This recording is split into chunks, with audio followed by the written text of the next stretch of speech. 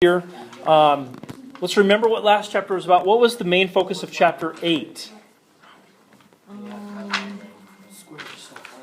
Radical expression. Radicals and what? Square rooting stuff. Square rooting stuff, radicals, all those things went together. What is chapter 9 about? Pretty much the only one topic? Square roots. No. Equations using square roots. Negative b Well, over 2a. quadratic equations. Quadratic equations specifically, and how to solve them. So, in number 2, let me ask you guys this. Hey guys, stay with what we're doing here. Please. So in number 2, is number 2 in standard form right now? What would I need to do in order to put this in standard form? Yep, so if I subtract 21, I would get 5x squared minus 17 is equal to 0. I wouldn't necessarily do things in this order, but I want to make a point about something here. I will. Yeah, hang on just a second. Hold that thought. At this point, the standard form of a quadratic is ax squared plus bx plus c equals 0. What is the a value? 5. A is 5. What's the b value? 0, right? There is no bx, right? It's just nothing there. And then the c value would be negative 17. So guys, I want to make, have you ever been on a quiz or test and you just think to yourself, I don't know where to start? Yes. I'm trying to help you with that right now. If the b value is 0, the method we're about to use is the best method. If the b value is something other than 0, we're going to use a different method. We'll talk about those later. So for now, we're going to use this method right here. This method does not work if b is something other than 0. If b is 0, this is the best method. So we're going to go plus 17 to both sides. So I get 5x squared is equal to 17. What do you guys think we would do next? Get rid of the squared or get rid of the 5? Yeah, I've got to get rid of the 5 next. So we divide by 5. We end up with x squared is equal to 17 fifths. How is it that we get rid of the squared? You have to square root it. Square root, that is correct. Now remember, when you square root both sides, you try to solve an equation, there's kind of a special symbol that needs to be put in there with the number. Plus or minus. This is actually a pretty important point here for us. When you have that little symbol right there, the plus and the minus deal right there, do you say that plus and minus, or do you say it plus or minus? Plus or. It's or. Or is the word we use there. So plus or minus root 17 fifths. We could do some simplifying with that, or we could use our calculators. While I answer Sam's question, will you guys use your calculators to approximate what that is? Oh, that was my question. Okay. That was the decimal. Yeah, I would have to give you instructions, right? So like if it were a quiz or a test and I expect you to use your calculator, I'd have to say, round it to the nearest tenth or something like that. Okay. Or simplify it completely. That would tell you to do something a little bit different. Okay. Jake, what do you got? Do you want it to like the nearest tenth? Let's do the tenths place, sure. 1.8. Quadratic equation using the complete I got 9.2. I square. got 3.4. Square what? Isn't it like the little squiggly? Oh, no, I did it. Approximately. Yeah, I did that one. I did it. Let's see here. I'll show you how you could do this on the calculator. That's where I got. I didn't add that little square root. I think I can. There we go. So if we wanted to do... Oh, I just need a square root.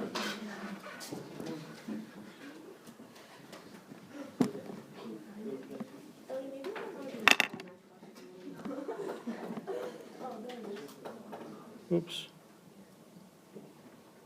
There we go. So if I wanted to do this on the calculator, hey guys, you could do it like this. You could go second square root, and you could just enter it directly as 17 fifths. You just do it straight up like that, and you do get 1.8 like Jake said. There's other ways to do it. I think... Just do 17 divided by 5 and do that. Interesting. Yeah, Rocky, you definitely could do that. You go 17 divided by 5, and then you could go square root of your previous answer. Have you ever seen that? Yes. Where'd you get A in this? Right? Do you see the red button? Where did you get this? I said A in this. I said A in this. Hey. Rocky, I'll answer your question. Let them be immature and silly. So, Rocky, can you see my mouse? You can't really see the mouse up there, can you? No. Okay, so second, the blue button up there. Okay. Let's see if it turns red. You go second, and then the little negative down there. Right above the little negative, it says A, N, S, Oh, okay. and that'll give you what you want. Leads. Same thing, 1.84. How do you do the cube root on the calculator? You said you show us. It's not even like actual. Hey, Hunter just asked a really wonderful question. You want to see this? Yes. How do you do the cube root on the calculator? 2 ways to do it. Here's one way. Like if we wanted to do the cube root of 8, you could do this. 8 to the 1/3.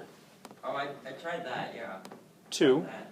Or you can do math, Yep. 3. there it is. You can do math 5. You can do math 4 or math 5. So math 5 would let you put whatever index you want. Okay. So if you wanted to do the cube root, you could. You could do the 28th root if you wanted to. You could fill in whatever index you want. That would have been helpful. That's another way of doing it. Oh. Jake. This is from a little while back, but when you're doing the diamond thing for the A. See how this turns out for you? We can't do it because the B's not 0. B is 0. There's no B Oh, yeah. X, right? If there was like a 7x or a negative 2x, there is a B, a non-zero B. Here there's not. Negative 4 minus 13. You can't square root and I do. Oh, come on. 13. Yeah, you're right. I just don't. That's exactly why I was reading. Smith? Okay, so you get a negative, like plus minus, make square root negative. So what do you do? Where'd the equal sign go? It's right there. That's not. No, it's not. Should It's be not a real number. over just a little bit. There's no SL Over blend. here? Okay, so so what are you thinking about No that? A and S. That's the answer. Oh, wait, no. That is no symbol. Not Why? because it can't be a negative. Negative and squared. Yep, you're right. You are definitely correct. Okay, a lot of you guys have seen this here. Colby, what did you do first for number 3? Like, what was your first step? Subtraction 13. All right, so you subtract 13, you get 3y squared equals negative 9. Not really a big deal at this point. Amelia, what would you do next? I would divide both sides by 3. And this is where kind of a curious thing happens, right? Because you get y squared equals negative 3. And what should be your next step? Square root. Square root.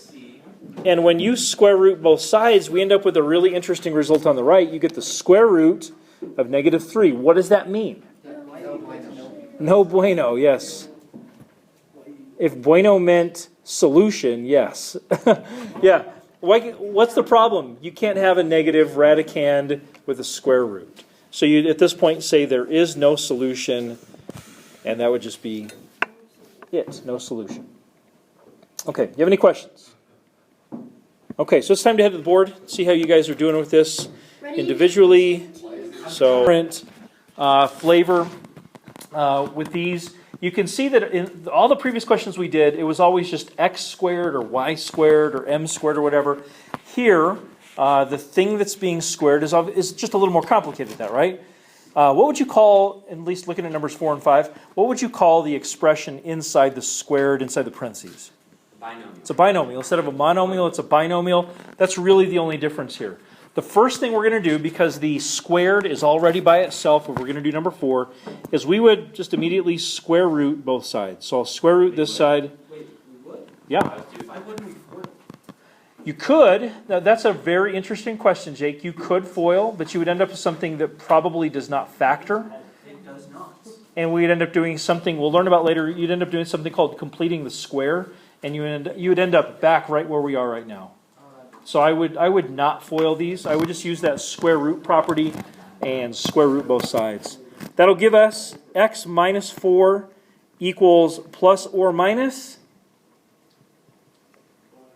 5. Okay, now here's where we're going to be really careful. Please do not race ahead of me. Please watch and write, but please do so methodically and carefully. At this point, the x is not by itself. Isn't there a minus 4 with it? Here's how we handle that. I'm just going to go plus 4, plus 4. Let's remember that plus or minus 5 represents two different numbers, positive 5 and negative 5. So here's how we could write our answer. X equals 4 plus or minus 5. And then to actually get the two answers, I would split apart the plus or minus. So one of my answers would be 4 plus 5. The other answer would be 4 minus 5. So 9 or -1. Hey, I have a question. One answer is 9, the other one's -1. That's right. Question. Okay, so like I didn't do it like that, but I still got the same answer. How did you do it? I just did it like so I foiled Mm-hmm. and then I minus 25. This one factored, didn't it? Yeah. They won't always factor so They nicely. won't always. Okay. They will not. Okay. I think you'll find the next one is one of those cases. Mm-hmm. Yeah, so yeah, number 4 Yes. would work with foiling and factoring. Yeah, for sure. But number 5 won't, so we'll for sure use that method here. Okay. Any follow-ups on that one? Okay, let's take a look then at number 5. Number 5, x plus 3 squared equals 6. We don't have to check it? So these are a little bit different. The only time you really have to check for extraneous solutions are when you square both sides. When you square root both sides, we don't get the same false answer potential that we do when we square both sides. You definitely are welcome to check, and that should give you a hint about how you did, but you don't have to do that to determine those extraneous solutions. Okay, so here on number 5. Oh, trash, you can't do this one. Guys, this is a little more complicated. Hope you'll pay attention. Square root both sides to get rid of the squared. That'll leave us with x plus 3 equals plus or minus square root of 63. And similar to before, we want to get the x by itself, so I would subtract 3. That would give us x equals -3 plus or minus root 63. And that might be an acceptable answer. There might be times when they actually ask you to approximate, maybe round to the nearest hundredth or tenth or whatever. So here's what you could do. Split it up, the plus or minus, and say one of my answers is -3 plus the square root of 63. The other one would be -3 Yeah, minus that's how it is on WebAssign. the square root of 63. So there could be some answers like that. At times you might have to approximate those. So in your calculators, will you guys approximate those two answers to maybe the tenths place? Let's do that first one. -3 plus the square root of 63. In WebAssign, they make you like you can't do like the plus or minus. They make you split it up. Yes. Okay. Jake, go ahead, bud. To the nearest 10th, Sure. 4.9. 4.9. This other one should be negative. Negative 4.9. -10, I think makes sense. Oh, okay. I think that definitely makes sense. -10.9? Yeah, because 63, square root of 63 is just a little bit less than 8. So I think that makes sense. Okay. Any follow-up questions on those? Let's do at least one more. Let's check out number 6. Okay, you guys have seen these twice. Let's see if you can do number 6 by yourselves. Take a moment and try it out. Hey, let's take a look at a couple things with number 6. Let's check out a solution. I also want to show you how you can use your calculator correctly to do these. So, did you guys square root both sides first? So if you square root both sides, you end up with 5a minus 2 equals plus or minus square root of 3. Remember, the goal is to get the a by itself. So, Alec, would you get rid of the 5 or the -2 first? Yeah, so we go plus 2, so 5a is equal to 2 plus or minus the square root of 3. Now you divide both sides by 5, so the whole side over here, the whole side over here. A is equal to 2 plus or minus root 3 over 5. So that's a perfectly acceptable answer, but if you had to use your calculator, I want to show you how you could split this up and get two different answers. The first one is 2 plus root 3 over 5. The second one is 2 minus root 3 over 5. So if we had to round to the nearest tenth or hundredth, I want to show you, check this out, how you would do this in your calculators. Do you guys have those written down? Yes. Okay, I want to show you how you could do this wrong in your calculator and how you could do it right. So check this out. In my calculator, if I did this, are you watching? Now is the time to watch. Okay? 2 plus square root of 3 divided by 5. This Wrong. will definitely give you the wrong answer. It's parentheses 2 plus. Yeah, you've got to use parentheses. That's right, because the calculator will simply do the order of operations as it knows to do them. This will give you a wrong answer. Divide 5. What you want to do there, as Jake suggested, is add parentheses. So 2 plus the square root of 3, close the parentheses, divided by 5. Oh man, I messed that up. That's also Yeah, you wrong. need to. Yes, yep. I forgot that it kept going. There we go. So there's that, divided by 5. That'll give you the right answer for the first one. Have you guys ever seen this trick? So that's the right answer up there. Watch which buttons turn red. Check this out. If I want to just replay that, I'm going to go second, enter, and it'll just replay that. I could then take that and just go back to the plus and make it a minus without having to re-enter everything. And there's the second answer. Yeah. Oh, yeah? Maybe like in a lot more money than you What's that, Sam? Nothing. I'm like 50 bucks a minute. Isn't that a cool trick? Yeah, it is. You can have something super complicated and just re-enter it and go back and change a sign or something. Are we going to go to the board and practice these? Hang on. You guys doing okay? Yeah. Okay. So, do you guys see the one with the Notre Dame bell tower? Yeah. We're going to warm up with that one tomorrow. Let's spend our last few minutes at the board here today.